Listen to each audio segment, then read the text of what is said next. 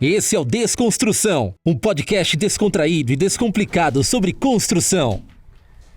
Fala pessoal, começando mais um Desconstrução, podcast oficial da MC Bauchemy. Eu, José Roberto, junto com o Shinjiro Tokudomi, diretores de negócio da MC. Estamos aqui com o Fábio, nosso head de marketing, e hoje a gente vai ter o prazer de falar com o Paulo Oliveira sobre construção modular. Paulo, primeiramente, obrigado por ter aceito o nosso convite, a gente fica muito feliz.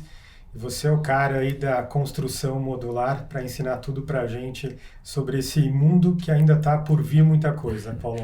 Que isso, é um prazer, agradeço o convite de vocês, sempre vai ser um prazer conversar com vocês. Não estou aqui para ensinar nada, tá? Estou aqui para a gente bater um papo e trocar experiências. Ótimo, maravilha. Antes da gente começar um pouquinho sobre a construção modular, a gente sabe, até eu tenho 15 anos de químicos para construção, o Shinjiro 20, mas você veio de químicos para construção civil também. E como é que foi parar assim dentro da construção modular? Como é que foi esse passo a passo? Conta um pouquinho para a gente aí de maneira resumida. Eu sei que contar uma história, né, de 40 anos de profissão não é tão simples, mas só um briefing para a gente. Legal. Na verdade, a minha vida pessoal foi o contrário daquilo que eu sempre preguei nos negócios, né, que é planejamento, muito planejamento estratégico. As coisas foram acontecendo e se encaixando, né? Eu comecei minha vida profissional na Bauer. Tinha já um interesse muito grande por recuperação e reforço estrutural e acabei parando lá por esse motivo, né? E num certo momento, eu estava ajudando o Paulo Helene num livro que ele estava escrevendo, que era um manual para recuperação e reforço de estruturas de concreto, né? Eu não sabia exatamente para quem ele estava desenvolvendo esse manual, né? Mas acabou sendo um livro da Pini, patrocinado pela Fosroc, então era Fosseco Divisão Fosroc, né? E num certo momento, né, a gente trabalhou muito com esse manual, deveria ser estruturado, etc. Ele foi um best-seller da Pini, né? E num certo momento o Paulo falou, olha Paulo, por que você não... Eu estou escrevendo esse livro para uma operação nova, multinacional, que está vindo para o Brasil, né? Que quer desenvolver o mercado de recuperação e reforço de estruturas de concreto. E precisam de alguém para poder desenvolver os produtos, tropicalizar os produtos, né? E desenvolver mercado. Falei, puxa vida, né? Não quero não, porque esses caras vão me colocar para vender. Eu estava no começo da minha vida profissional, você é muito idealista, né? Sim. E eu quero uma carreira técnica, né? Sim. Tinha esse medo, na verdade era um medo, né? Você tem medo de tudo que você não conhece, né? E eu acabei, e o Paulo foi insistindo, falava, vamos lá conversar com eles, vai. E acabei sendo contratado pela Fosroc, né? E eu comecei a minha vida na indústria assim, como engenheiro, desenvolvendo produtos, desenvolvendo mercado. Deu muito certo, né? Aqui somos três que tiveram esse caminho. Porque o Shinjiro também da Bauer e eu da Concremate. Legal. Então foi o mesmo caminho. Bacana. E tem um item aí, né, Paulo? Né, que todo mundo comete esse erro, né? De dizer, vão me botar para vender. Sem saber que todo dia você está vendendo alguma coisa. Está vendendo a tua imagem, está vendendo tua especialidade, né? Um comentário de bar, você está vendendo a tua imagem. Com os teus filhos, com a tua esposa, que série você vai assistir. Então, essa negociação e essa venda, você tem que fazer todo dia. É um caminho natural. Né? É natural. É verdade. Enfim, então isso me colocou na Fosroc e a gente foi lá galgando posições, né? Aí marketing, vendas, depois primeiro gerente técnico, depois marketing, vendas, depois assumi qualidade, depois fábrica, né? E de repente eu estava dirigindo a operação, né? A Fosroc cresceu muito, comprou 2 negócios importantes, né? A Reax, que era líder brasileira em aditivos para concreto, comprou uma operação de anticorrosivos, né? Uhum. E depois de 15 anos, né, eu acabei declinando um convite para ir para Dubai, né, para ser diretor regional da empresa. E voltei para casa e acabei, eu estava também num processo de ir para a Inglaterra, né, antes de declinar a saída para Dubai, e não deu certo, porque a Burma Castrol, que era dona da Fosroc, foi comprada pela BP Amoco, né, e aí surgiu essa oportunidade para Dubai, que eu achei que era muito forte naquele momento familiar para mim, né, e voltei para o Brasil, desligado. Uma semana depois eu estava dirigindo a Denver, recebi um convite para dirigir a Denver, né? Então foi um projeto de reestruturação, de redefinir produtos, linha, marketing, comunicação com o mercado, que deu muito certo. A Denver cresceu muito. Depois desse período de Denver, eu acabei montando uma empresa que foi a minha primeira tentativa de empreender, né? Com o Tula, um grande amigo, chamado OnSite, uma empresa de projeto, gerenciamento, voltada para a reabilitação de edificações, uma rede de consultores independentes, né? E a gente fazia um papel meio que de junta médica, né? Uma coisa que não existe na construção, para trabalhar só projetos complexos, né? Talvez muitas das dores que você enxergava lá na indústria, você isso. acabou vendo que era uma lacuna ali que Verdade, ninguém fazia. Fábio, verdade. Então, prédios que tinham problema, por exemplo, de fundação, de estrutura, de fachada, né? Isso deu muito certo, mas a gente acabou não conseguindo se estabelecer muito bem, porque não conseguimos inscrição estadual, tinha um problema no estado de São Paulo de emissão de inscrição estadual, e a empresa tinha equipes de engenharia trabalhando, despesas altas com equipamentos que a gente comprou, etc. E a gente não conseguia emitir uma fatura. Eu voltei para o mercado, combinei isso com o Tula, e precisava de salário até para investir na própria operação, né? Acabei recebendo um convite da Sika, então continuei no setor de produtos químicos para construção. A Sika foi seguramente a maior reestruturação que eu acabei dirigindo, né? E quando eu fui para a Sika, eu coloquei uma pessoa na OnSite para ajudar o Tula, né? A composição química entre o Tula e essa pessoa não foi boa, né? E eu sei que depois de alguns meses, eu transferi minhas cotas para o Tula, e de uma certa forma foi bom, porque eu tinha que me preocupar só com a Sika, né? Enfim, sinto muito, porque a OnSite era uma empresa que tinha um potencial enorme. Ela existe até hoje, o Tula conduz muito bem como uma empresa de consultoria, e ele continua executando, inclusive, obras de recuperação e reforço estrutural, né? E a Sika tinha um problema seríssimo, ela estava perdendo market share e dinheiro há 12 anos no Brasil. E a decisão da Sika era que realmente a gente reestruturasse a operação brasileira, né? E a Sika entrou no varejo sem entender varejo, né? E ela era pioneira no Brasil em vendas técnicas, vendas diretas, sobretudo para infraestrutura, né? Vendia muito aditivo também para pré-fabricados, né? Para concreto usinado, né? E nesse momento a gente entendeu que devia dividir os dois negócios, uma divisão olhando para vendas diretas, vendas técnicas, e uma outra para distribuição, como a gente chamava, varejo, né? O varejo tem 7 canais de vendas completamente diferentes. Loja de material de construção, ferragista, home center, né? Aqueles distribuidores mais técnicos, você tem geralmente um engenheiro lá para dar suporte técnico para os clientes dele. E por aí vai, né? As vendas técnicas para mercados de especialistas, de aplicadores especializados, né? Recuperação, pisos industriais, né? Enfim. Então a gente decidiu fazer essa divisão, criamos uma matriz com 7 unidades de negócio para o varejo, né? 2 unidades de negócio para vendas técnicas e diretores regionais, 6 diretores regionais. O Brasil é muito grande, né? E a gente entendeu que isso fazia mais sentido. Trouxemos várias tecnologias novas, a linha da Sika estava ficando não atualizada, vamos colocar assim, né? Para soluções que o mercado brasileiro demandava, e a gente conduziu isso numa matriz que deu muito certo. Reestruturamos a área comercial por completo, né? Criamos um saque né, muito mais eficaz. A gente tinha muito problema, atingia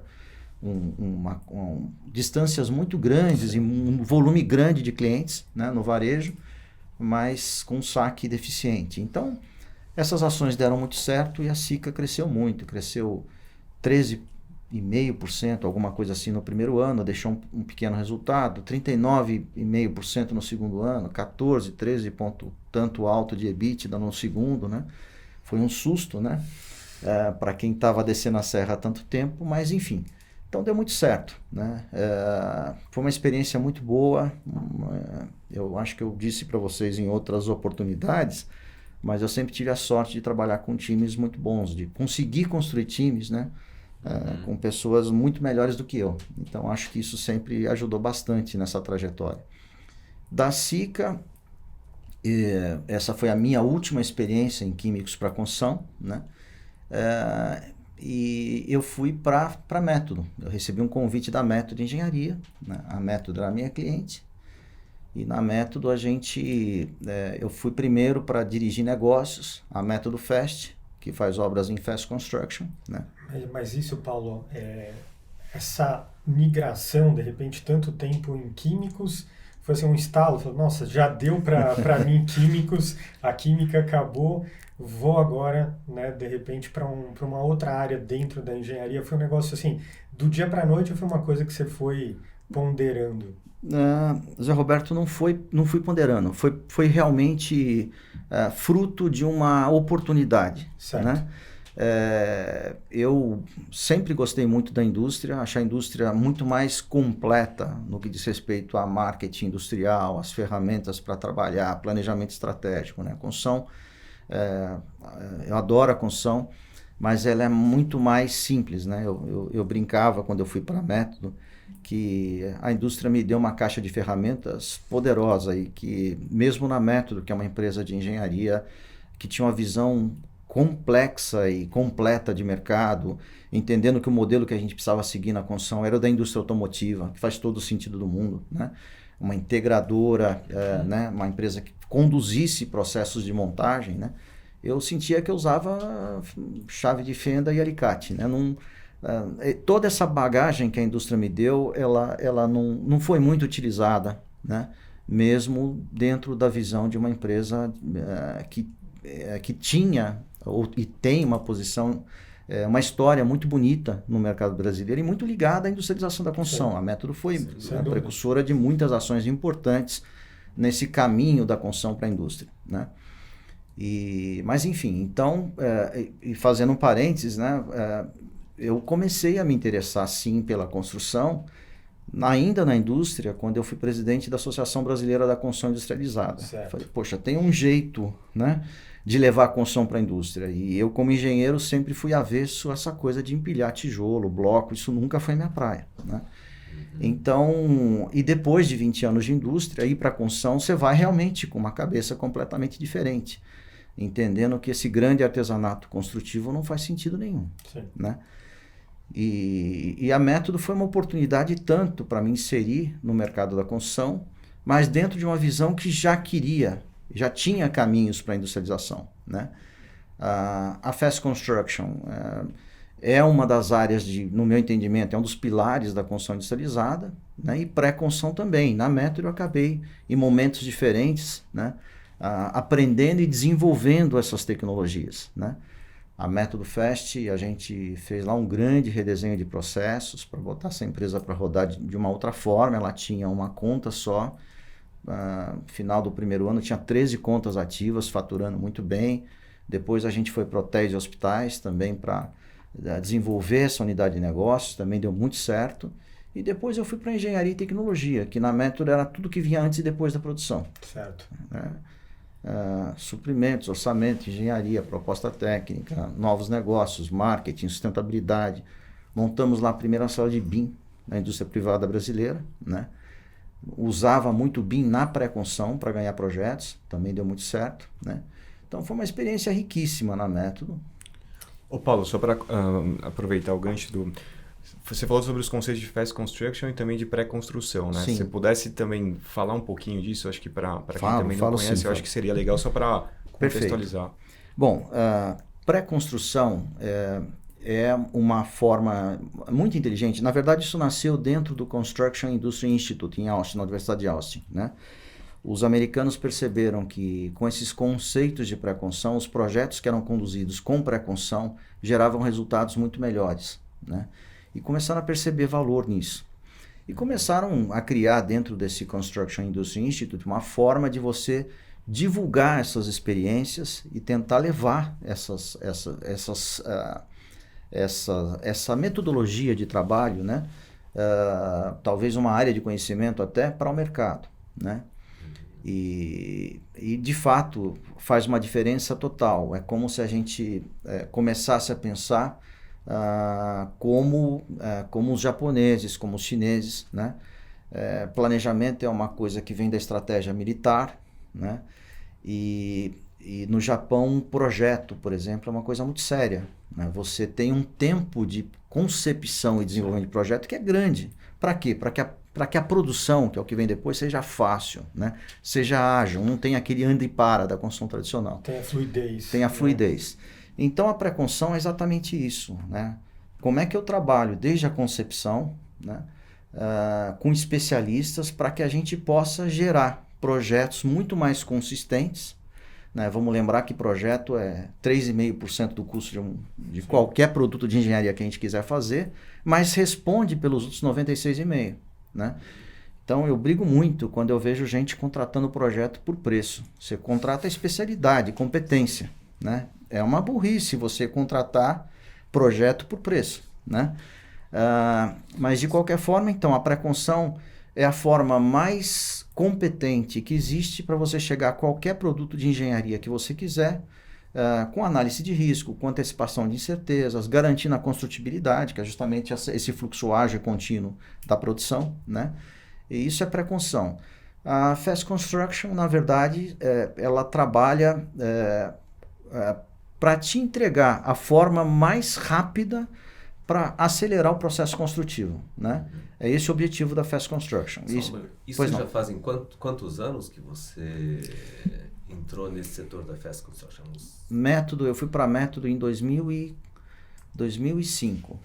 E como que você vê isso? Nós estamos falando de mais, quase 2005, mais de 10 anos. Sim. Né? Melhorou muito a questão do planejamento sobre a visão Brasil. Como é que você vê?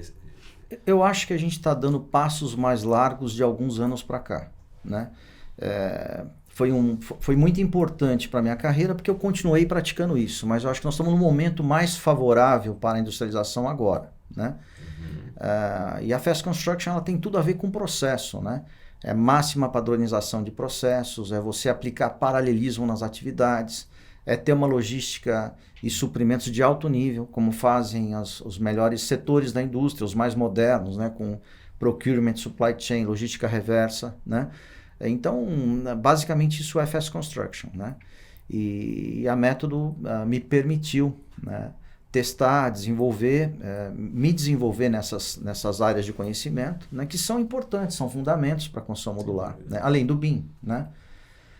Da método eu acabei indo para a JHSF, foi um convite do Vitor Foroni, que foi sócio do Hugo na método, né, sócio fundador, e já fui com um projeto para levar a construção industrializada para o alto padrão, né? E a gente criou uma empresa para a JHSF, chamada JHSF Engenharia Avançada. Desenvolvemos 7 tipologias construtivas, 2 a gente levou para a Fazenda Boa Vista e montamos mais de 30 casas industrializadas lá. Depois a gente fez expansão de shoppings, foram 4 shoppings em 3 anos. Cito aqui o Outlet Catarina, por exemplo, que é 100% industrializado até as fundações, né? Depois a gente fez uma série de torres residenciais, como o Vitra, ali no Horácio Laffer, né?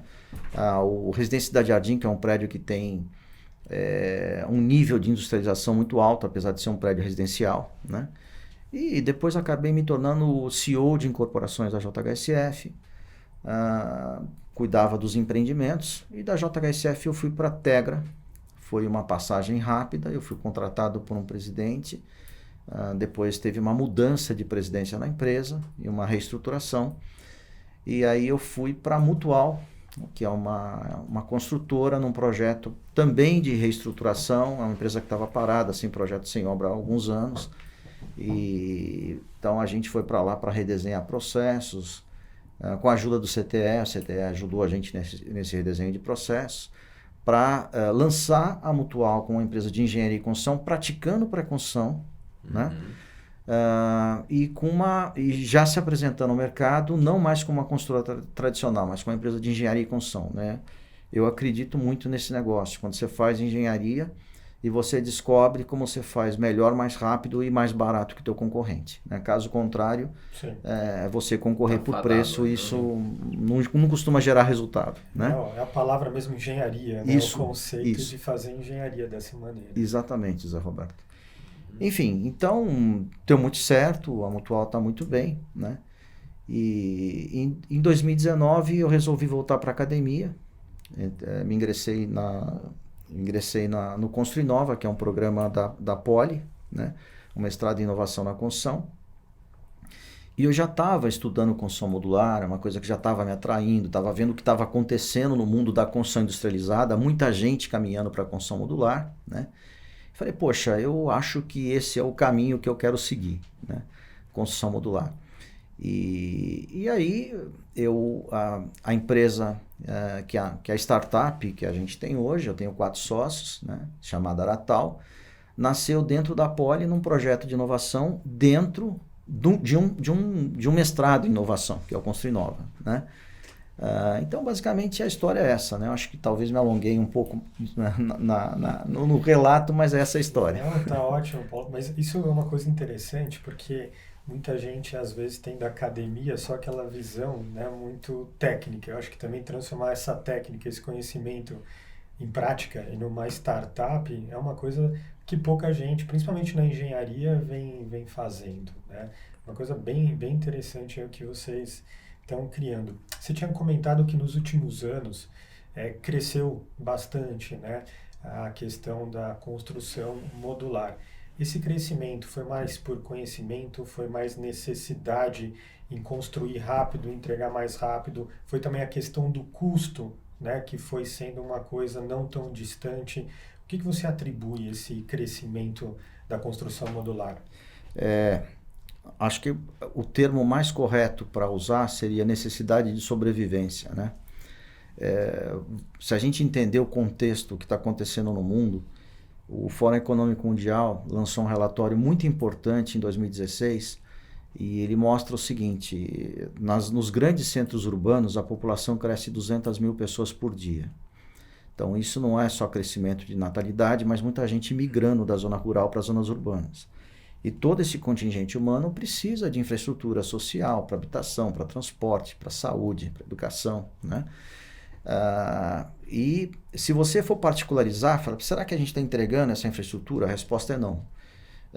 Vou dar um exemplo agora, trazendo esse problema para o Brasil, né? Mercado habitacional, habitação de interesse social. Segundo o professor Robson Gonçalves da FGV, o déficit habitacional de 2019 foi de 7,8 milhões de unidades. Projeção dele para um relatório da Abrainc com dados do IBGE, 2030, ou seja, mais ou menos 10 anos depois, esse déficit de 7,8 milhões vai pular para nada mais, nada menos do que 30,7 milhões de unidades. Nossa. Ele praticamente quadriplica, né? Ou seja, a construção tradicional não está conseguindo equacionar problemas dessa magnitude. Então, mas levando esse contexto ao nível internacional, quem seria um país ou uma capital, né, que normalmente tem essa necessidade de construções rápidas, né, seria uma referência hoje para a gente colocar na mesa? Se você pegar, por exemplo, China, né, que tem taxas de crescimento também muito altas, né, nos grandes centros urbanos, né? Demandas enormes, né? A Ásia, em geral, né? Então, lá são boas referências. Mas, independentemente disso, você pega um país como os Estados Unidos, o crescimento da construção modular lá é gigante, é enorme, né? E tem outras razões por trás disso. Eu estou mostrando um aspecto que é o déficit que a gente não consegue atender, ou seja, a construção tradicional não consegue gerar ganhos de produtividade. A questão aqui é a produtividade, Sim. Tá certo?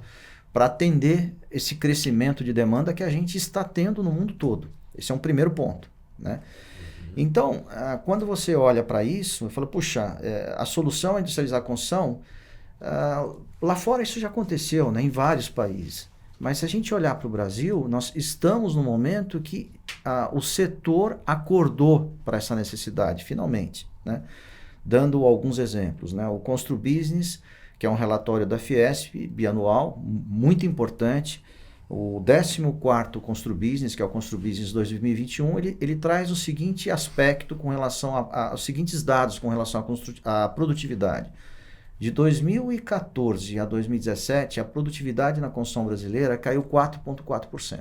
Ela já vinha caindo antes, tá? Não é uma novidade, né? Aí a gente fala, poxa, então deve ter melhorado de 2017 para frente. Não, de 2017 até 2021, mais 6,1%. E aqui se atribui isso, Paulo? Vários aspectos, né? Se você olhar para o que está acontecendo no mercado, né? Nós temos cada vez menos gente interessada em trabalhar na construção. A gente nem está no momento de boom e você encontra placas em todos os canteiros de obra lá de gente contratando, né? Está faltando mão de obra para construção. E esse profissional que saiu da construção tem duas questões. Tem uma questão social. O filho do mestre não quer ser mestre, o filho do encarregado não quer ser encarregado. Primeiro ponto, né? Segundo ponto, né? Existe uma migração para setores que remuneram melhor que a construção, tem mais estabilidade que a construção, né? A própria indústria, o agrobusiness, né? E tem gente que no mundo mais digital quer ser TikToker, quer ser YouTuber, né? E não vai voltar para a construção. É assim que a gente está vivendo, né? Então, ou a gente entende que a gente precisa colocar produtividade a sério num primeiro patamar, né? Ou não tem solução para isso, nós não vamos conseguir produzir. Então, o ConstruBusiness, ele conclui, para não ficar falando só em produtividade, né? Ele diz o seguinte, olha, a construção, tem que industrializar a construção no Brasil, primeiro ponto, né? E nós vamos aqui contratar consultorias para poder trabalhar plataformas que permitam o avanço da construção industrializada no Brasil. Então, essa é a conclusão do último ConstruBusiness. Se você pegar, por exemplo, um programa, aliás, é um projeto do governo federal chamado Construa Brasil, que foi lançado em abril. Esse projeto é exatamente um projeto pró-industrialização. E ele tem a mesma preocupação, né?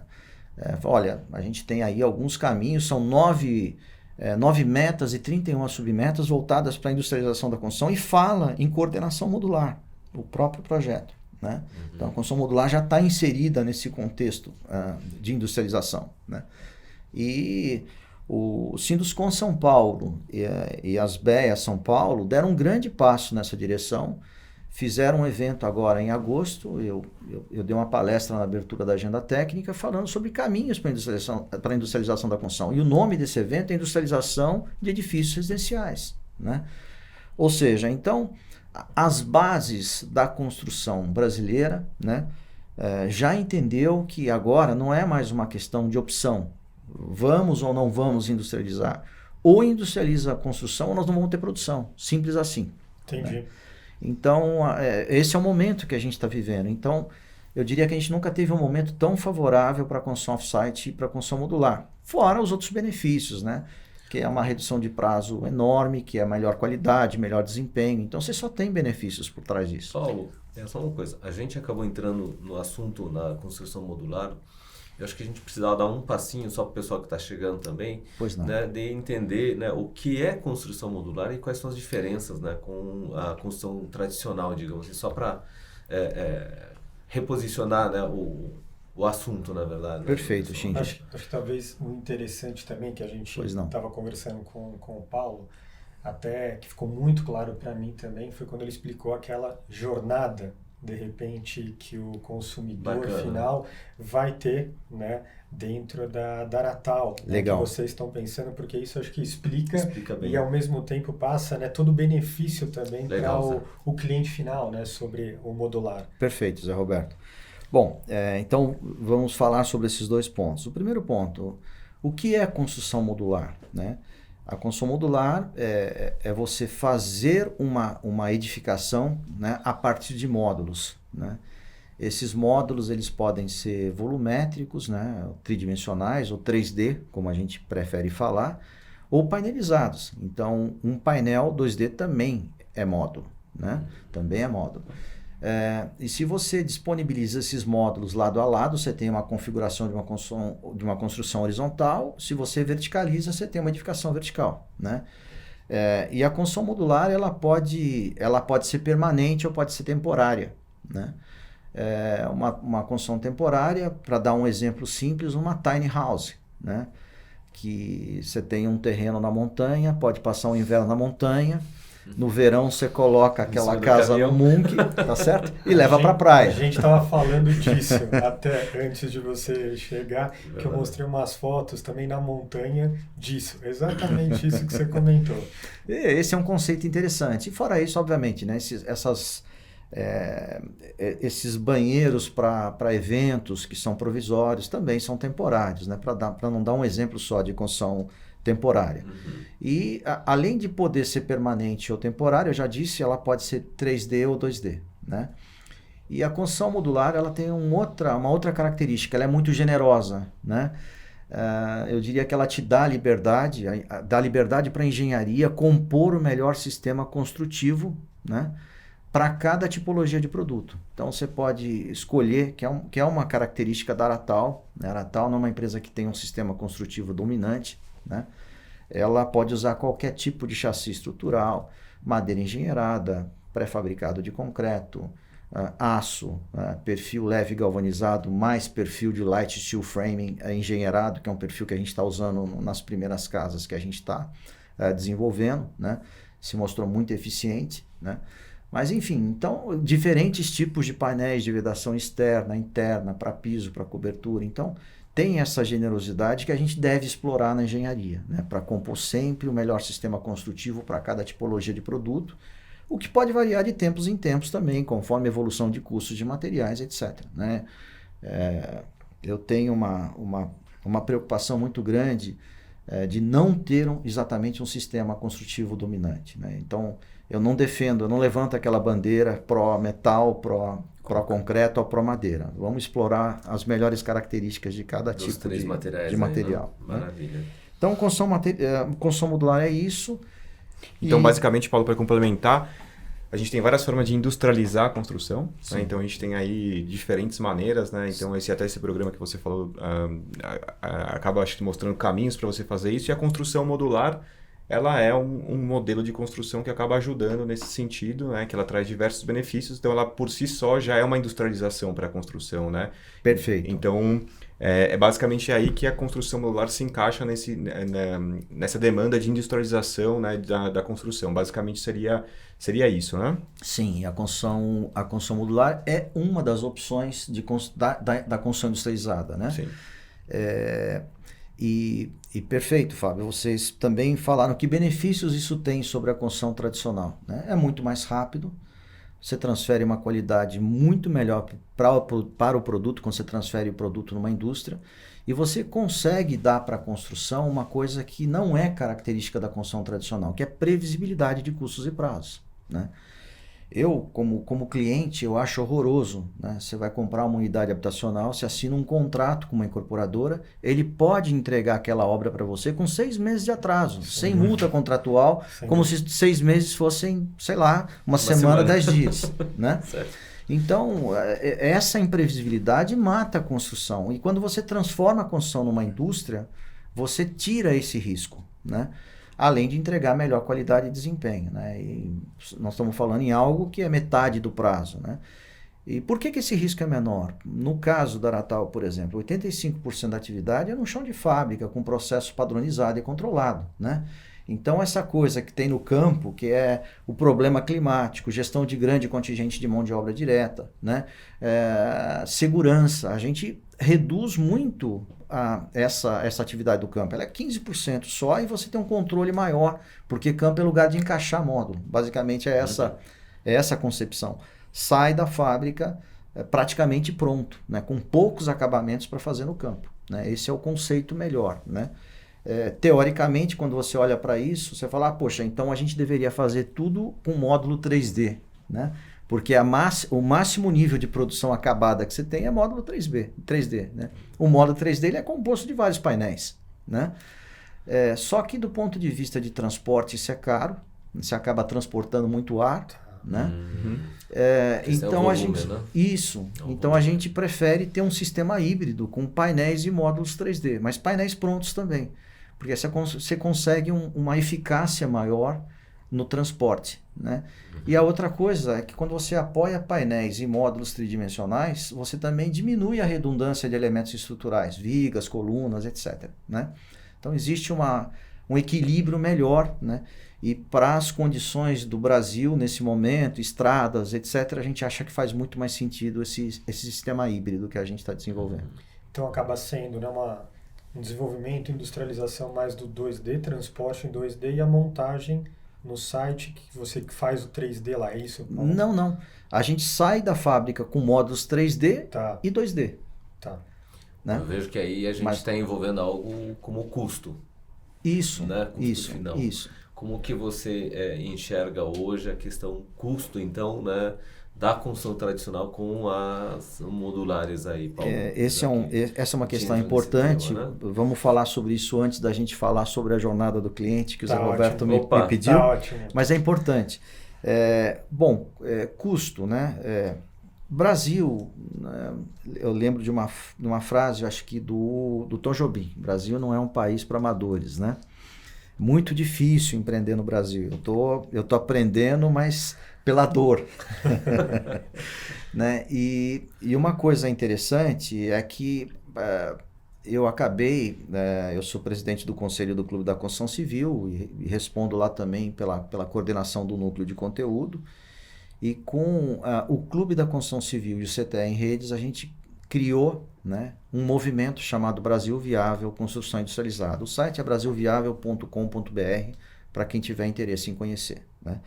O que é o Brasil Viável? É um movimento, como todo movimento, ele tem começo, meio e fim. Mas é um movimento que busca a industrialização da construção no Brasil. Como? Né? Nós mapeamos 7 barreiras que impedem o avanço da construção e precisamos quebrar esses gargalos, tirar isso da frente. Não adianta a gente só desenvolver tecnologia, disponibilizar tecnologia. Né? A barreira tributária é muito grande. Né? Então, isso tem um impacto em custo enorme, né? Em preço de venda, não em custo. Né? Para o consumidor, acaba ficando mais caro. Por quê? Porque quando você constrói pela construção tradicional, você grosseiramente tem ISS como imposto a recolher. Sim. Grosseiramente é isso. Né? Quando você fala em indústria, e vocês são indústria, então vocês conhecem muito melhor isso do que eu hoje, né? Eu estou longe da indústria, estou voltando para a indústria agora. Tem, né? Aquele tal ICMS, né? Tem o IPI, mas ICMS. Né? Então, brincando, para fazer uma conta rápida, tem 20% de diferença. Tá certo? Certo. Para você conseguir ser competitivo na construção industrializada e modular, você precisa de escala muito grande. Para você conseguir compartilhar recursos de produção, a produtividade te ajuda também a reduzir custos. Então, a escala ajuda muito nisso. A repetição te ajuda muito nisso. Né? Você pode repetir módulos sem repetir produtos. Né? Não precisa ser uma coisa feia, chata. Né? A boa arquitetura exige o máximo da construção modular justamente para você apresentar produtos modernos e bonitos, atrativos, não precisa ser um caixote, né? Exatamente. Né? A gente que é engenheiro gosta de fazer caixote, né? Fomos assim. A gente escuta muito diferente. A gente escuta muito isso, né? A gente já está diferente, Paulo. E os nossos amigos arquitetos, as arquitetas estão aí justamente para ajudar a gente a sair dessa visão quadrada do mundo, né? Mas, então, hoje você tem produtos muito bonitos, modulares, né? Extremamente modernos, né? E com escala isso é competitivo. Então, quando você faz lotes, né? Lotes de produtos, lotes de casas, por exemplo, aí sim você consegue dar um banho na construção tradicional, mesmo com essa diferença tributária. Existe um projeto de lei para a gente ter isonomia tributária no Brasil. O Brasil Viável está brigando por isso, né? E está brigando hoje numa outra plataforma para criar modelos de financiamento imobiliário para a construção industrializada, né? Que também é um gargalo fortíssimo. Isso afeta tanto o consumidor final, o consumidor final num produto imobiliário, 20% do financiamento é feito pela incorporadora construtora, né? ao longo do prazo de projeto e construção, que pode ser 30 meses. Então, ele consegue montar uma poupança e um desencaixe financeiro para pagar esses 20%. Depois, é repasse do financiamento para o banco e a relação do cliente é com o banco no financiamento imobiliário. Quando você fala que você vai entregar uma casa em 4 meses, o cliente não tem poupança para isso. Primeiro ponto, né? Então, esse é um primeiro problema. Não tem a cabeça que ele vai ter que ter o dinheiro em 4 meses. Não existe isso. Ele não se preparou, ele não fez essa poupança. Esse é um primeiro ponto. Segundo ponto, para quem produz, agora vamos olhar para o financiamento da produção, é também muito complicado, porque se 85% do que você faz acontece em poucos meses, você já gastou esses 85% para produzir, né? E o banco começa a financiar a produção quando você leva o produto para campo, você já gastou os 85%. Então, se você pega projetos muito grandes, que exigem muito capital, ninguém tem fôlego financeiro para isso, né? E então, nós estamos trabalhando com os bancos, né? Com os agentes financeiros. Esse conceito, então. Para desenvolver exatamente um modelo de financiamento para a construção industrializada. Já temos um caminho, né? Então, o Brasil Viável está lá com várias empresas do setor representadas, com incorporadoras, com construtoras, com projetistas, com especialistas, né? Os bancos, né? E os bancos já entenderam, falaram, olha, já entendemos, é menor risco, vocês vão ter crédito e vão ter taxa menor. É mais sustentável, então vocês vão ter taxas ainda menores, né? Mas só que é o seguinte, a gente precisa que vocês criem um CUB para construção industrializada. Sim. Porque senão a gente não tem como financiar vocês, né? E esse CUB tem que ser validado e tem que ser publicado pelo Sinduscon. A gente conversou com o Sinduscon, a gente apoia o projeto de vocês têm que contratar uma consultoria de um economista, né?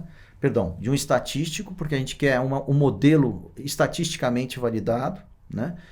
E aí nós estamos aí desenvolvendo o tal do CUB-I, chamamos o CUB de construção industrializada, o CUB-I, né? Então, estamos trabalhando nisso, não é uma coisa rápida, né? É um projeto que vai demandar algum tempo ainda, mas estamos evoluindo. Então, são movimentos importantes, né? Que se a gente só ataca a questão tecnológica e não olha para isso, nós vamos ficar travados nessa pauta, né? E tem outras barreiras aí, a própria... para quem tiver interessado nisso, no site do Brasil Viável, o evento de lançamento aconteceu em 21 de junho do ano passado. 21 ou 24, perdão, não tenho certeza. Mas ele está lá, disponibilizado em vídeo, né? A gente levou, por exemplo, o professor Varran, que na época era reitor da USP, para falar sobre a inserção da construção industrializada dentro da grade de ensino das universidades e faculdades de engenharia e arquitetura, que é uma barreira importante.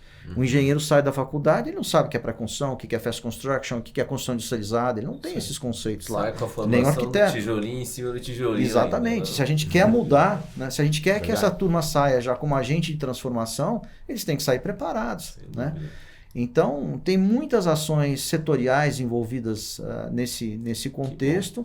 E o Brasil Viável está também articulando essas outras plataformas para que a gente possa evoluir, né? Acho que é uma criação de um ecossistema, né? Para abordar muito bem o modular. Mas essa questão dos impostos, né? Da diferença de impostos, a gente fez também um podcast com a Iria, que é presidente da BSIC, excelente. E ela citou o mesmo entrave, né? A mesma barreira na questão do ICMS em comparação com o ICMS e também o IPI. É até interessante porque existe uma convergência, né? Nesse simpósio do Sinduscon e das BEA São Paulo que eu citei, no primeiro painel estiveram palestrando o movimento Brasil Viável, o programa Construa Brasil do governo federal e a Aliança Construção Modular, né? E essas 3 personalidades, vamos colocar assim, né, bateram exatamente nas mesmas teclas, há uma convergência total em o que a gente precisa fazer para evoluir na industrialização, né?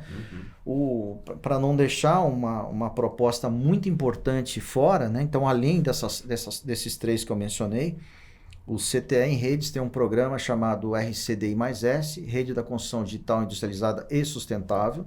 Eu participo desse movimento também, sou um dos embaixadores do movimento, né? e respondo lá por construção industrializada, né? Sou um dos embaixadores que respondem por isso lá. Então, é um programa que está olhando para tudo aquilo que precisa acontecer para o futuro da construção, né? Então, é a industrialização, né? O ESG, a sustentabilidade, a construção sustentável, né? Não dá mais para conviver com as práticas que a gente ainda tem nos canteiros de obra, no setor, né? Enfim, a digitalização, né? Blockchain, etc. Então, todas essas plataformas, o CTE está trabalhando e desenvolvendo conteúdos riquíssimos, né? Já entregou muita coisa e tem muita coisa para entregar. Hoje são nessa rede mais de 100 empresas e mais de 1.000 profissionais trabalhando justamente para assimilar conceitos e desenvolver conteúdo, né? Então está bastante interessante. Tem muita coisa interessante acontecendo. A Aliança Construção Modular está gerando conteúdo riquíssimo também, né? Então acho que a gente está num momento bem maduro. E a Aliança Construção Modular basicamente é o ecossistema da USP, né? Que tem braços aí na Universidade de Alberta, né? Enfim, então tem uma base de sustentação muito importante, o CICS, né? Que é o Centro da Construção Industrializada e Sustentável, né? Que a sede é dentro da USP, etc. Então, eu acho que a gente está realmente num nível de maturidade e com uma dinâmica interessante, muito interessante para avançar, né? O país precisa disso, né? Se a gente quiser, de fato, entregar, né? Prédios, projetos sociais, o que a gente quiser nos próximos anos. Então, esse movimento, felizmente, já começou, né?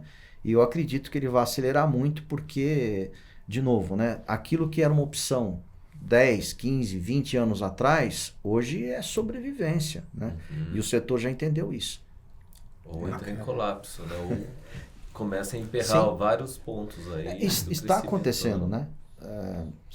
Assim, a gente tem uma dificuldade muito grande de entregar obras no prazo. Muito grande, em geral. De obra, né? Já Sim. É uma realidade. E você tem, por exemplo, incorporadoras que já estão nesse projeto e estão liderando esse projeto, né? A Tegra, por exemplo. A Tegra está usando o banheiro pronto, a Gafisa já está industrializando a fachada, a Tegra está estudando e aplicando, né, nos projetos dela kits de instalação e de instalações prediais, né? Enfim, está em fachada. Então, existe um movimento forte nesse sentido e que vai continuar.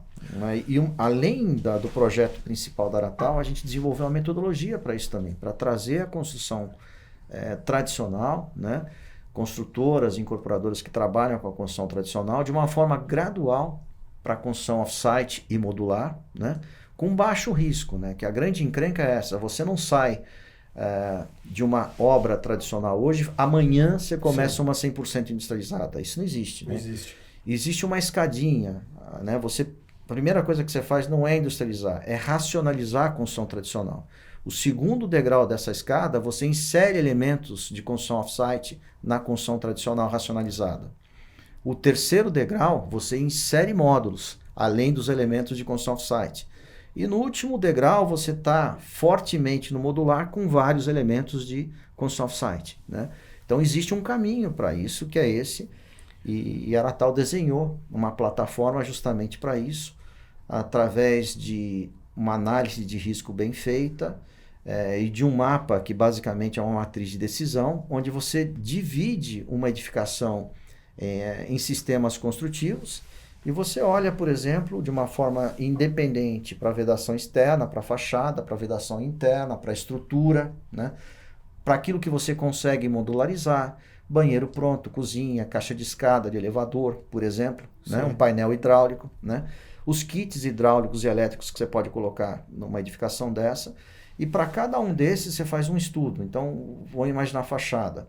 Eu vou fazer uma fachada industrializada leve, não importa se ela é de light steel frame com chapa cimentícia ou se ela é de GRC ou do que for, né? Essa fachada, quando você começar a estudar essa opção, você vai tirar massa pra caramba do prédio, né? Essa redução de massa de uma edificação vertical Fundação. impacta em redução de custo de fundação e de estrutura. Você já tem esse crédito, né? Mesmo que a fachada custe um pouco mais cara, a visão nossa tem que ser sistêmica. Sim. Não pode ser o que a gente sempre fez, compara preço de fachada com fachada. Sim. A industrializada pode ser um pouco mais cara, mas se você já racionalizar a estrutura e se você vai cortar, por exemplo, mais 60 dias do prazo de obra, quanto custa esses 60 dias em termos de despesas diretas? Sim. Quantas pessoas você consegue tirar do canteiro de obra, né? Quanto custa menos de despesa indireta, que é caro pra caramba para uma consultora incorporadora? Aquela equipe toda de gestão que fica no canteiro de obra, mais gerenciador, etc. Né? Quando você faz essas contas, você tem um crédito grande nessa linha. E você faz a mesma coisa com os outros itens, né? Com a vedação interna, com os módulos, etc. E dá para a consultora e para a incorporadora uma matriz de decisão. Aí ela olha para aquela matriz e fala, olha, realmente eu não quero fazer tudo, mas eu quero começar pela fachada. Depois que ela faz 2, 3 obras de fachada, ela dominou aquela tecnologia. Falou, agora eu estou pronta para ir para a estrutura. Né? E assim, de uma forma gradual, em 2 anos e meio, 3 meses, a gente está na construção off-site modular. Né? E, em geral, essa é uma dor, então, talvez das construtoras maiores que vão caminhando para a racionalização, que é a fachada, a questão também da vedação, Paulo? Eu entendo que a fachada é uma chave para você virar esse processo, né? Porque ela talvez seja entendida como um elemento de menor risco e ela já gera um grande impacto, né? E eu comecei a desenvolver essa metodologia porque quando eu comecei a mostrar o que é Aratal para o mercado, os amigos, né, empresários, dirigentes de consultoras incorporadoras começaram a me chamar para conversar, para entender o que a gente estava fazendo e falou, puxa, Paulo, a gente quer muito caminhar para a construção industrializada, mas a gente não sabe como e nem por onde começar.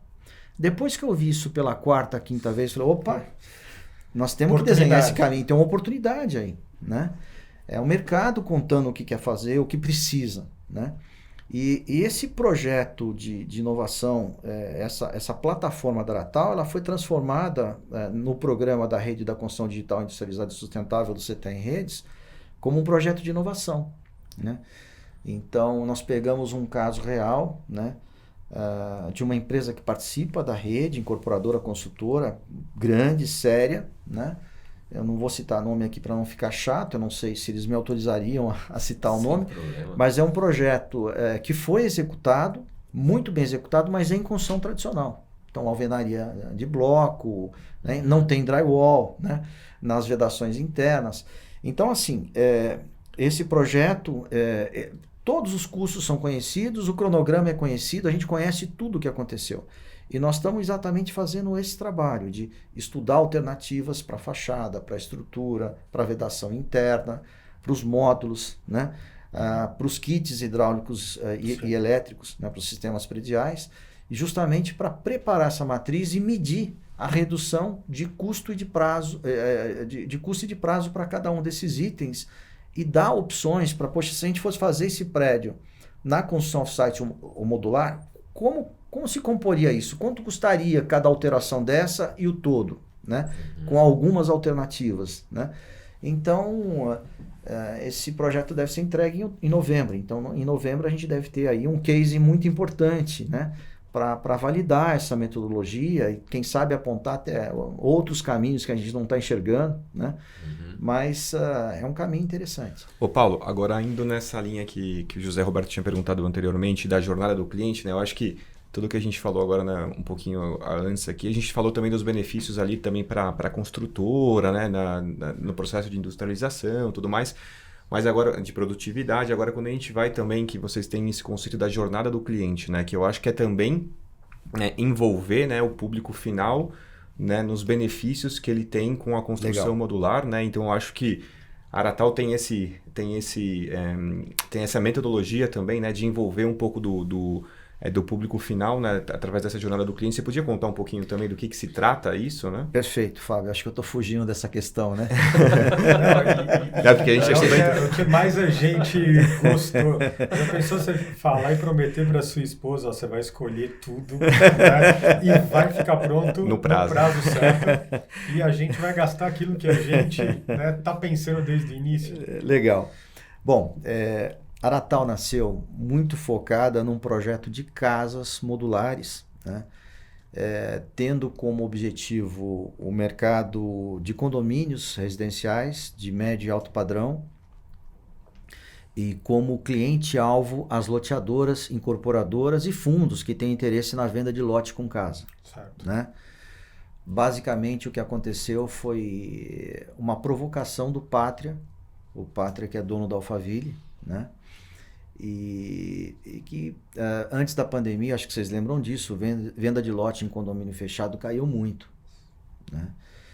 E claro que depois da pandemia disparou, todo mundo quer uma casa, quer sol, quer verde, quer poder andar na rua com tranquilidade, né? Num ambiente seguro, enfim. E o preço por metro quadrado aumentou muito. Tá lá em cima.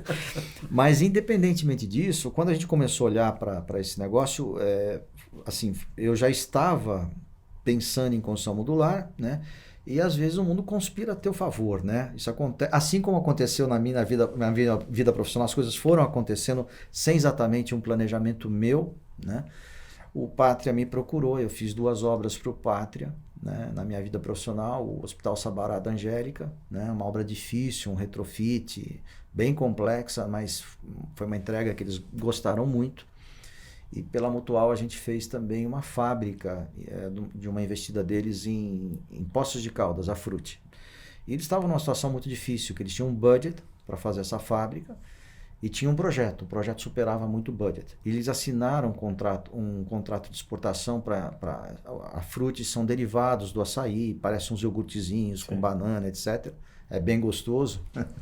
E eles assinaram um contrato para exportar esse produto.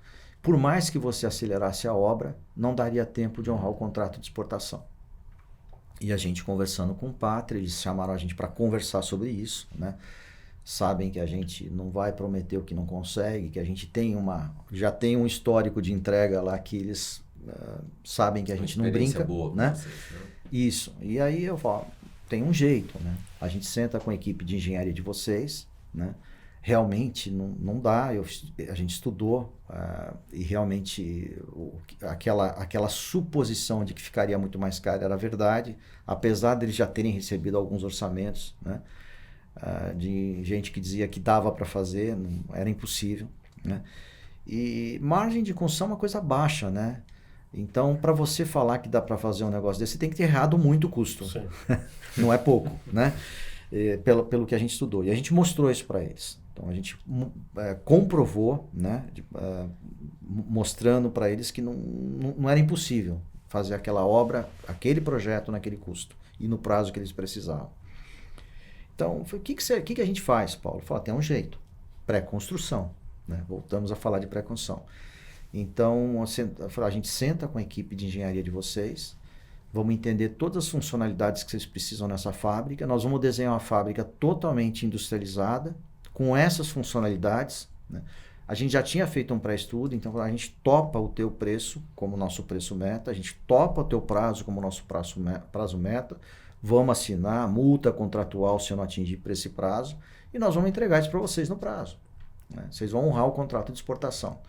Eles toparam, a gente fez, entregamos, 15 dias antes da data prometida, né? Então, aí o Pátria me chamou para conversar, eu já estava me desligando da Mutual. Ele falou, Paulo, vocês fizeram lá para a JHSF um monte de casa industrializada na Fazenda Boa Vista. Eu sou banco.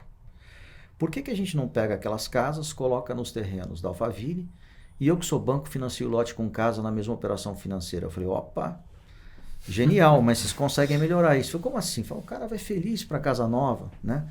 Tá quebrado, fim de obra, né? Ele gosta de moto, de carro, tem uma oficina na garagem, faz um churrasco para os amigos. A mulher dele não vai feliz para casa nova.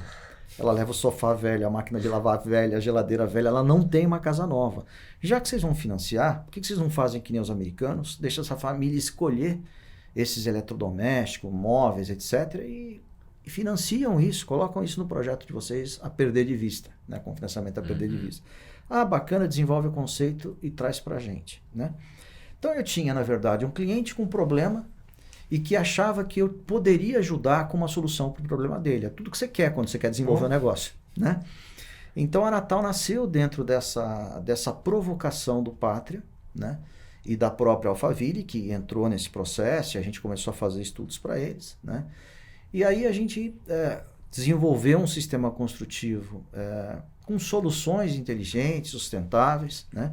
E eu não queria só isso, eu queria a jornada do cliente, né?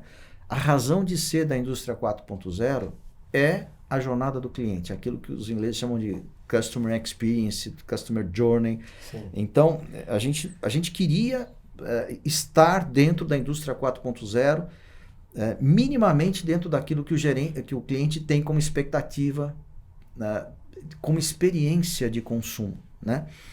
Então, a gente desenvolveu essa jornada e ela é o seguinte, né? Se você pensar numa loteadora que trabalha com a Natal, né? No stand de vendas, aliás, não é um stand de vendas, é uma casa modular da Natal, uma casa de showroom, depois você vende a casa também, então não tem custo de stand, né? Ótimo. E você chega lá, você vai encontrar, ao invés de um corretor de imóveis, um arquiteto com Cresce, que também é corretor de imóveis, né? Que vai se posicionar como um consultor do cliente. E lá vai ter um totem com computador, com software de realidade virtual 3D, 4 telas de LCD. O cliente chega, já comprou o terreno, e o arquiteto vai oferecer para ele, olha, você está numa casa modular da Natal, em 4 meses está no teu terreno, não te interessa uma casa dessas? Ah, muito bacana, mas deve ser caro. E o arquiteto vai falar para ele, olha, eu vou te convidar para fazer uma experiência, não te custa nada. Vamos fazer? Tá bom, vamos lá, né? Ele pega, tem 12 modelos de casa, ele joga nas 4 telas e pergunta para o cliente, qual que você gostou mais? Ah, eu gostei da casa 3. Falei, legal. Mas o que você precisa?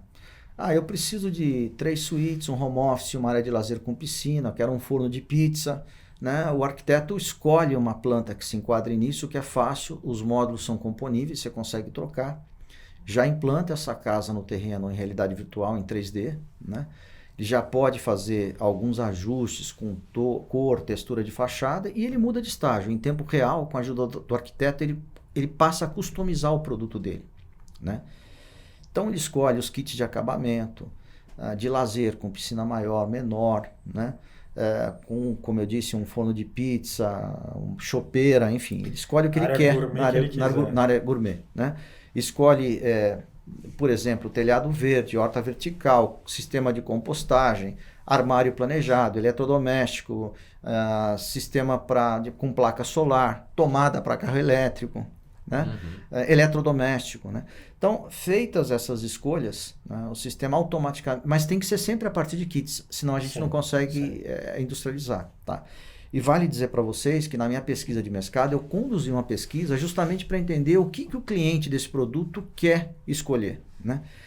E imóvel, para o brasileiro, a gente tem uma característica muito específica. Não é só ativo fixo, é um sonho de consumo.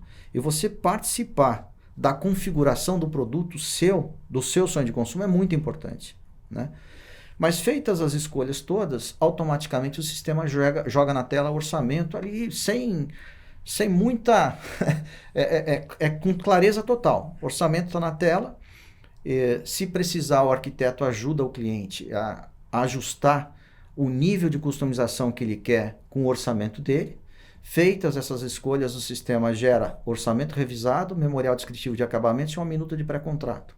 Se o cliente assinar, tem uma impressora 3D no stand, ele já imprime o modelo da casa dele para ele levar para a família e para os amigos, e ele baixa um aplicativo mobile no celular e por esse aplicativo ele acompanha a fabricação dos módulos e a montagem da casa, com atualização das imagens e com o cronograma atualizado, né? Então, hoje, a jornada do cliente para nesse estágio, né? Mas a nossa jornada é muito maior, porque a fidelização do cliente para a Natal é no ciclo de vida do produto. Então, num futuro próximo, a gente vai oferecer, por exemplo, terminou o prazo de garantia da casa, Vamos oferecer serviços de manutenção para esse cliente. Ele pode comprar mais um módulo para compor o produto dele, complemento para a área de lazer, um acessório para a casa dele. A gente quer fazer gestão de água, energia, gás, para gerar economia para ele, né? A gente quer colocar sensores de umidade entre o chassi estrutural, seja ele do que for, e a vedação externa, para poder identificar momentos em que você possa fazer uma manutenção preditiva, né? Então... Isso é fantástico, Paulo. É fantástico isso. E a ideia é essa, você ter uma casa que ela possa ser para você o máximo digital, a melhor experiência que você puder ter, né? Dentro daquilo que você espera de um produto que seja prático, que te dê conforto e que você possa ter controle, né? De tudo que você tem e espera ter nesse produto. E tudo conversa, né? Porque até hoje, eletrodoméstico de ponta, revestimento de ponta, você tem, mas a grande dificuldade, inclusive de prazo, né? As coisas se comunicarem. Sim. Né? E o que eu acho assim, super interessante do que você falou, eu não sei se isso é um fato, que a primeira objeção que as pessoas têm é com relação a preço. Sim. Né? Que já é uma coisa boa, porque tem muita gente, será que para de pé? Sim. Será que esse negócio é durável? Sim. Né? E quando você foi falando isso, eu fui imaginando, talvez a única coisa que a gente tem hoje parecido com isso, na hora que você vai decorar uma casa, que é o móvel planejado da cozinha. Sim. Né? Que o pessoal arquiteto também Sim. monta lá os módulos da cozinha, coloca já também os eletrodomésticos muitas vezes mais bonitos do que aquele que você pode comprar, mas na ilusão lá você vê tudo bonito. Sim. E isso numa casa Perfeito, é fantástico. E você tem toda a razão, e tem outras duas coisas que eu acho que é importante a gente contar, né? A gente quer essa experiência que você está relatando, sim, acho que é importante dentro dessa visão da jornada que está sendo criada, e são produtos também que a gente tem uma preocupação muito grande com SG e sustentabilidade. Primeiro, a gente já projeta com eficácia hidroenergética. É 85% menos de resíduos que na construção tradicional, né? Ruído, poeira, esquece. É outro tipo de produção. Qualidade não se compara, né? E a gente também está inserindo itens de sustentabilidade nesses produtos que não estão disponibilizados ainda aqui no Brasil, né? A gente tem um sistema que é uma patente de um inventor catarinense, né? Que você consegue gerar 100% de economia de água durante o processo de aquecimento da água para o banho. Não é um sistema de recirculação, não tem custo de energia eletrobomba, ele funciona 100% por gravidade. Né? Então, por exemplo, você tem um monocomando com uma quarta via, uma válvula de desvio, né? E embaixo desse monocomando um termômetro digital que é acionado por um dínamo. Então não tem bateria, energia elétrica nem nada. É a própria movimentação da água que acende o display do termômetro. Né? Então, quando você abre o monocomando na posição da água quente, a água não cai pelo chuveiro, ela retorna para o reservatório. Quando a temperatura ideal de banho chegou, vamos supor 38,5 graus, você aperta essa válvula de desvio e a água começa a cair para o chuveiro. Você não joga uma gota de água fora, né?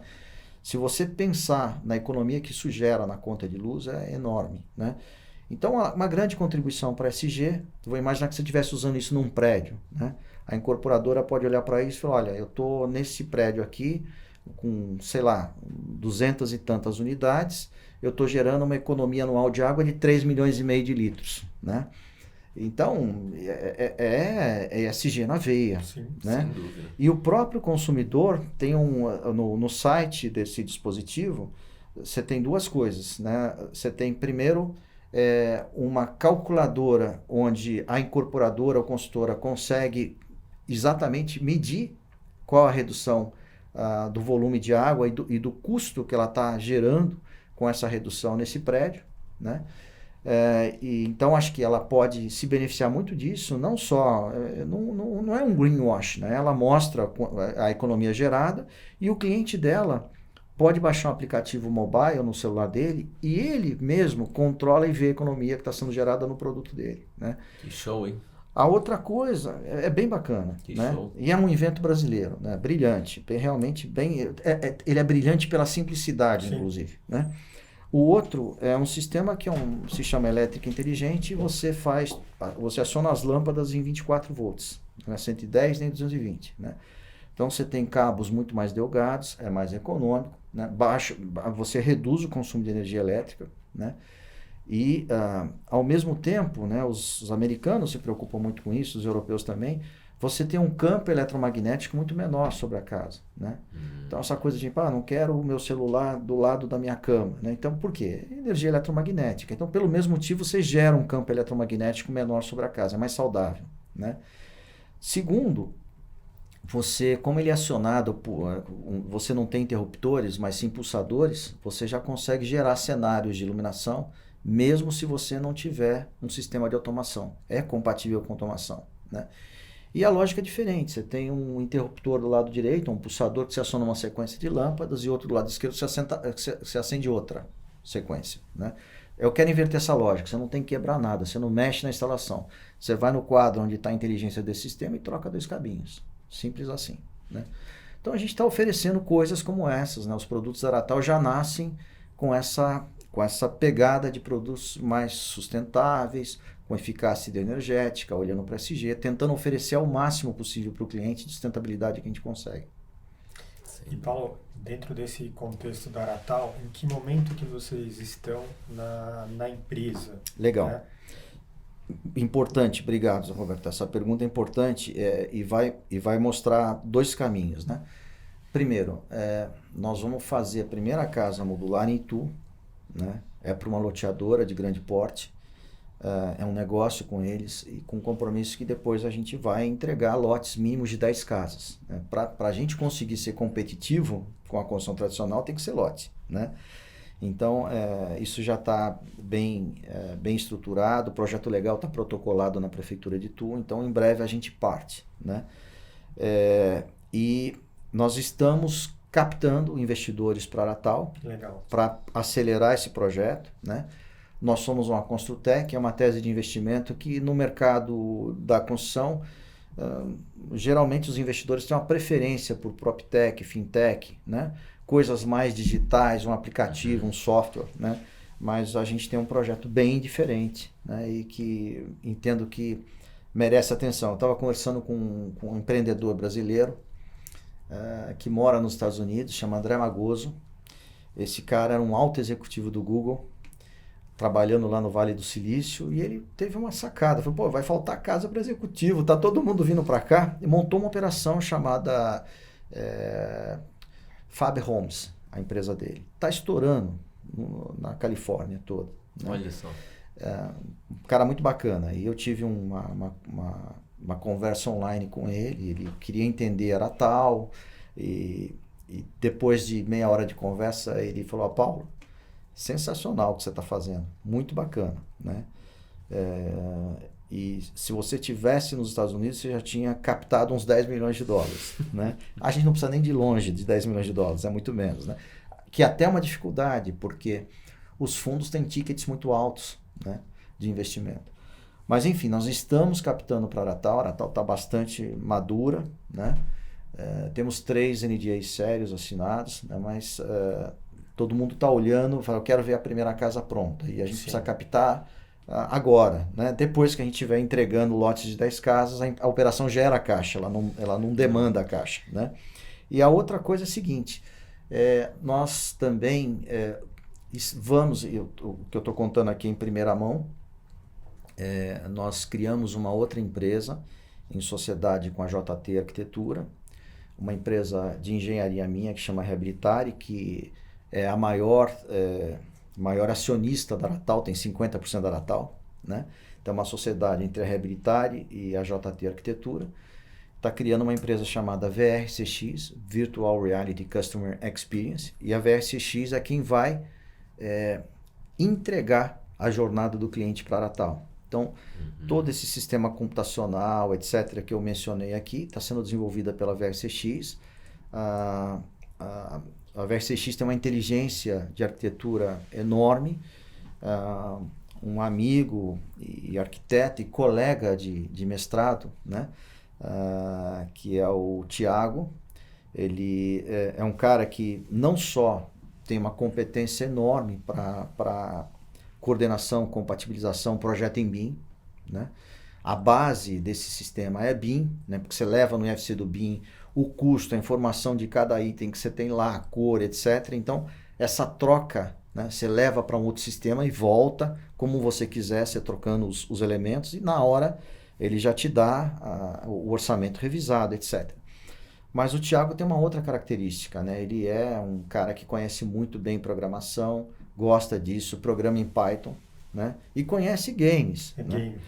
Então, a gente teve uma primeira dificuldade na contratação de uma empresa que trabalha com realidade virtual para poder produzir essa jornada para a gente, e resolvemos a gente mesmo investir no desenvolvimento dessa operação. Então, a gente já fez o teste do software em branco. Agora o Thiago está inserindo os bancos de dados com mobiliários, com todos os componentes que você vai colocar nesse produto, né? Na decoração e os móveis e tudo mais. Então essa jornada do cliente em mais 80, 90 dias ela está pronta, né? O MVP da VRCX é justamente essa casa lá do Alfa Castelo, né? Essa casa já vai ser entregue então com a jornada do cliente demonstrada, né? E independentemente disso, em 80, 90 dias, a VRCX também tem o MVP dela pronto, né? E aí a VRCX também vai para o mercado e vai captar para poder prestar serviços de jornada do cliente para o mercado imobiliário, para consultoras, incorporadoras, enfim, essa é a nossa intenção. Fantástico, Chiro. Mas só tem uma coisa que eu vi que você tá ficando com vontade de perguntar ou tá meio ressabiado. Você ia perguntar, cadê o concreto dessas casas? Cadê os químicos para a construção desse processo cadê aqui? Cadê os concretos aí? Vamos lá. Como que você enxerga esse espaço, já que o Zé Roberto deixou o espaço aqui pra gente, não, né? Como tem, que você vê essa isso, casa né? tem concreto, sim. Tem. Opa. Né, são produtos muito leves, é um terreno razoavelmente plano, né, e a fundação é um radier em concreto. Quem desenvolveu esse projeto para a gente foi a Monobeton, né? Paulo Bini é um amigo de longa data, né? Grande amigo. Ele, numa conversa, ele desenvolveu isso para a gente, a equipe da Monobeton, né? E passamos agora por mais um trabalho de racionalização para poder otimizar esse radier, né? Mas é um radier de concreto, né? Com fibra, com aditivo, tá certo? O que não quer dizer que não possa ter piscina também numa casa, né? Você não parou de tremer, ele estava tremendo aqui. Vou te contar uma outra ideia que eu tô para sentar com um amigo de uma empresa de pré-fabricados para poder desenvolver, né? As piscinas para essas primeiras casas não são de concreto. Eu não quero fazer concreto moldado em loco, eu quero fazer pré-fabricado, né? E a gente desenvolveu um conceito de uma piscina que você faz com módulos de concreto, né? Como se fosse, por exemplo, uma duela, né? Só que as pontas elas têm uma lateral fechada, né? Então imagina peças com 3 metros de largura e 2 de comprimento. Uma junta macho-fêmea mais protendida. E a piscina sempre vai ser múltiplo de 2 metros. Você pode fazer de 6, de 8, de 10, de 12 metros, né? Com peças pré-fabricadas, coladas e protendidas. Que show. Então, acho que o futuro nosso nas piscinas vai ser dessa forma. Bacana. Em breve, espero eu. Bom, aí temos aditivos, temos químicos aí. Sim. Né? Adesivos. E para você não ficar bravo comigo, tem um outro produto. A gente tem uma série de estudos. Argamassa colante. Vai ter. A gente tem uma série de estudos de produtos num nível de estudo preliminar de arquitetura, mas já está bem avançado, né? Uma delas é um módulo de uma casa bastante compacta, que eu imagino mais como uma casa de lazer, né? Onde a casa ela é basicamente um anel de concreto, né? A casa fica dentro desse anel de concreto. E ela tem, então ali você já tem todos os vãos que você precisa, mas é um anel de concreto, né? E ela tem uma cobertura que é em telha isotérmica, ela se estende para frente e para o fundo da casa. Você tem mais uma lateral na frente de painel isotérmico para oferecer uma varanda. Então toda a frente da casa é de vidro e dá para essa varanda. Toda a parte do fundo da casa é de vidro também, dá para uma outra varandinha. Você tem um outro painel isotérmico ou de pré-fabricado de concreto, a gente está estudando ainda, onde você tem lá um espaço gourmet. E é uma casinha de campo com um anel de concreto. Basicamente é isso. Tem criatividades a mil rodando aí, né, Paulo? Estamos pensando. Que coisa maravilhosa aí. Estamos pensando em coisas que possam ser mais práticas para serem fabricadas e montadas, né? E que possam significar um refúgio fácil, econômico, para quem quer ter um espaço de montanha ou de praia rapidamente, né? Com poucos elementos, essa é a verdade, com poucos módulos. Acho que até do ponto de vista também para uso, como também para locação, para Airbnb, essas coisas também é rápido. Sim. Né, Paulo? Mas uma coisa, a gente aqui no podcast é pé quente.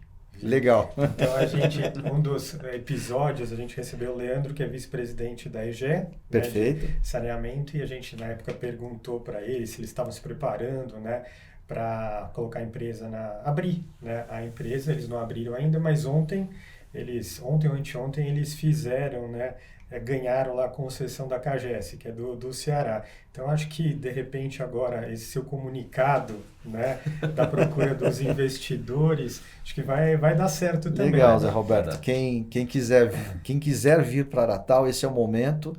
E uma coisa eu tenho certeza, né? A gente está realmente sem prepotência alguma. É um Boeing que está na pista, pronto para decolar, né? Se me contar qual a minha visão da Aratal hoje, é essa, né?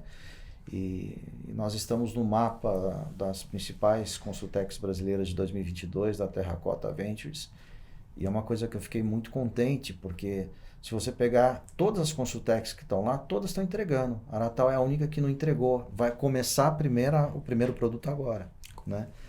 Então, tem uma razão de ser, talvez, de estarmos ali, né? Meus sócios são profissionais bem experientes no mercado imobiliário, né? Cada um especialista nas suas áreas de competência. Então, a gente está muito bem preparado para os próximos desafios. Né? O Ditu tem data já? Não tem, eu estou esperando o projeto legal ser aprovado, né? Então, é uma coisa que a gente depende da Prefeitura de Itu, mas eu acho que não está longe não, falta pouco. Legal. Que bom. Nos avise quando forem Queremos vocês lá. A gente anuncia aqui. Vai lá. Bacana. Vamos fazer um outro lá, outro podcast na casa, mostrando a jornada do cliente. Tá marcado já. Vamos fazer assim. Paulo, muito obrigado pelo bate-papo. Eu não sei se o Shinjiro ou o Fábio tem alguma coisa que faltou, né? Eu já estou ansioso para casa. Não, acho que o Paulo falou tanta coisa legal aqui, né? Eu acho que talvez só para um final também falar, acho que tem muita gente que vai ficar curiosa mais sobre o conceito de construção modular, né? Você já falou um pouquinho sobre o Clube da Construção, você falou aqui também do Brasil Viável, né? Quem quer conhecer um pouquinho mais sobre o universo da construção modular, né? Onde que a pessoa... Eu vi que também, né, a própria Aratal aí publica bastante coisa, conteúdo, tem uma biblioteca de conteúdos lá voltados a isso. Onde que o pessoal pode encontrar mais informação? Né? Eu acho que o site da Aratal, ele já foi desenhado para ele se tornar uma referência em construção modular, construção off-site, pré-construção, fast construction. Então, esses temas todos correlatos, BIM, né? A gente já tem uma biblioteca de conteúdo com mais de 600 títulos. Né? Eu tenho também publicado vários e-books nessa direção, né? São acho que uns 7 ou 8 já, né? Tem mais 2 a caminho, né? Então estão também no site da Aratal, e eu diria que tem outras fontes importantes. Por exemplo, nos Estados Unidos tem um instituto chamado Modular Building Institute, MBI, né? Que hoje talvez seja a principal entidade no mundo voltada para a construção modular. Mas tem muita coisa boa acontecendo. Você tem empresas de referência lá fora, como Plant Prefab, que foi comprada pela Gerdau, uma empresa canadense, agora, recentemente. Né? É uma empresa que é uma boa referência. Você tem uma empresa que talvez a minha melhor referência, a Bouygues, francesa, que está em projeto digital há muito tempo, porque ela tem uma base diferente da nossa. A indústria entrou em projeto digital muito antes do BIM. Né? Empresas como a Dassault Systems, né, francesa, né, já trabalhando para a indústria automotiva, para a indústria aeronáutica, né, que entrou muitos anos atrás, antes da construção, em ferramentas digitais de projeto, né? E a Bouygues entrou com eles. Então, ela está em projeto digital há muito tempo, tem produtos muito interessantes, em várias plataformas, em vários chassis estruturais diferentes, né? Seria uma ótima referência também, né? Enfim, então, tem uma série de empresas mundo afora aí que são boas referências para isso, né? E para quem quer se inserir também nesse universo, né, as grandes...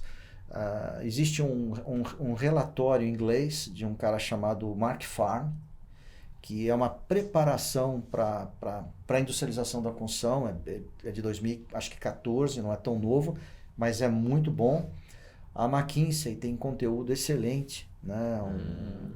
Tem uns 4 ou 5 relatórios que eu recomendo muito, né?